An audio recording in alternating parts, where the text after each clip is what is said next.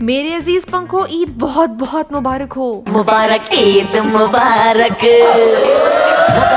ईद मुबारक। ये रमजान में से कुछ ज्यादा जल्दी नहीं गुजर गया। खैर, क्या हो रहा है, कैसी जा रही है ईद? मैं बता सकती हूँ कि तुम्हारी ईद कैसी गई। तो सुनो, कल शाम जब चांद निकला होगा ना, तो तुमने पूरे खानदान को, सारे दोस्तों को ईद मुबारक के मैसेजेस किए होंगे और तुम्हें रिसीव भी हुए होंगे फॉर श्योर। और बहुत ज्यादा पॉसिबिलिटी ये है कि तुमने वही वाले टेक्स्ट कॉपी करके छापे हों। कोई नहीं, सब ऐसे ही करते हैं। उसके बाद तुम पूरी रात जागे होगे और मीठा खा के ईद की नमाज पढ़ने चले गए होगे। फिर नमाज के बाद सबसे गले मिले, घर आए और सो गए, है ना यार? ये मेरा ख्याल है कि सबकी रूटीन अब ऐसी ही हो गई है। सभी तैयार होके नए कपड़े पहन के पूरा ईद का दिन सो के गुजारते हैं। मुझे लगता है कि बचपन की ईद ज्यादा मजे की होती थी। रोजे भी नहीं रखते थे और खुशी भी सबसे ज्यादा ख्वाम की चढ़ी होती थी। जो मेहमान घर में आते थे उनसे ईदी भी मिलती थी। पर अब तो सीन्स ही अलग हैं। तो पूरे खानदान के सामने अच्छा प्रिटेंड करना पड़ता है, अंकल्स के लेम जोक्स पे हंसना पड़ता है, आगे पीछे फिरना पड़ता है, जी हजूरी करनी पड़ती है, फिर भी ईदी नहीं मिलती। यार है कोई बात करने वाली?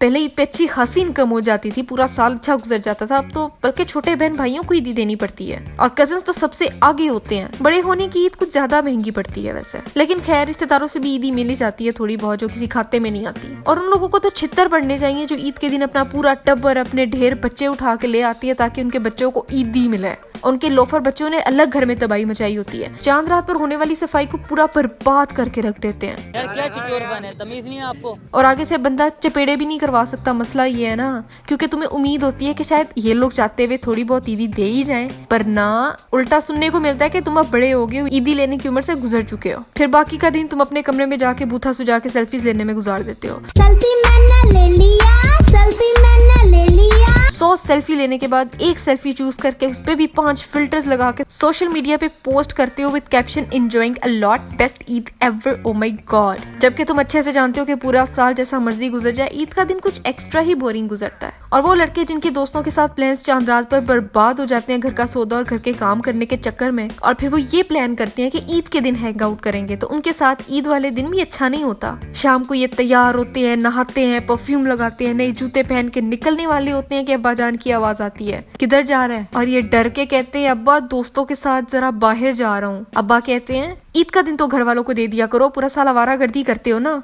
चलो तैयार हो जाओ सारे, सब आज बाहर घूमने जाएंगे। और चलो जी, यहाँ भी प्लान खराब। यहाँ तुम बगैर आंसुओं के रोते हो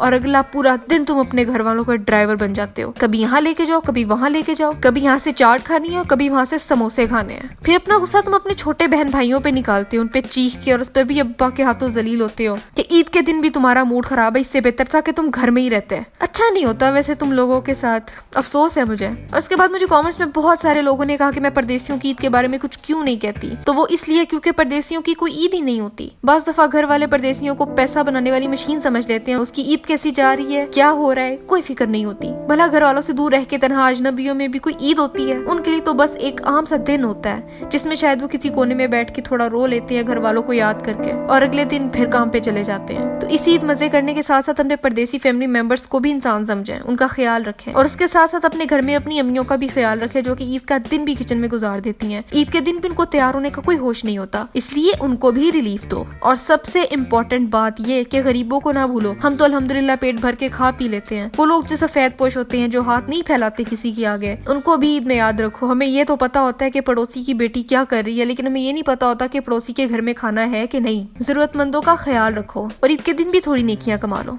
चलो भाई, अच्छा भाषण दे दिया आज मैंने, लेकिन मेरी दुआ है कि ये वाली ईद ना बोरिंग ना हो। बस बहुत दुख होता है जब हैवी सूट्स पहन के बोर होना पड़ता हो। चलो मुझे बताओ कि अगली वीडियो किस टॉपिक पे देखना पसंद करोगे। यहाँ सब्सक्राइब करो और बेल आइकन को प्रेस करो, और यहाँ देखो मेरी लेटेस्ट वीडियो। जाते जाते ना सब्सक्राइब भी कर जाना, क्योंकि मेरी वीडियोस देखने के लिए तुम्हें हेडफोन्स की जरूरत नहीं है। तो मिलेंगे अगली वीडियो में एक नए टॉपिक के साथ।